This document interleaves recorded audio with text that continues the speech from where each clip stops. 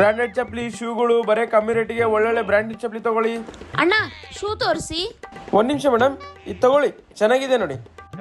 Shoe ಏನೋ ಚೆನ್ನಾಗಿದೆ, ಎಷ್ಟಿದು? Madam ಅದು 5,000 ಮೇಡಮ್, ಜಸ್ಟ್ 5,000ನಾ? ಇದಕ್ಕೆ 5,000 ಕೊಡ್ತಾರಾ?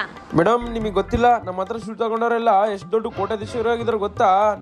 ಅದಕ್ಕೇನ್ ಪ್ರೂಫ್ ಇದೆ? ಓ ಅದಾ ಪ್ರೂಫಾ? ಅಲ್ಲಿ ಬರ್ತಿದ್ದಾರೆ ನೋಡ್ರಿ, ಅವ್ರಿಗೆ ಕೇಳಿ ಗೊತ್ತಾಗುತ್ತೆ ನಿಮ್ಗೆ ನಮ್ಮ ಮ್ಯಾಜಿಕಲ್ ಶೂ ಏನಂತ.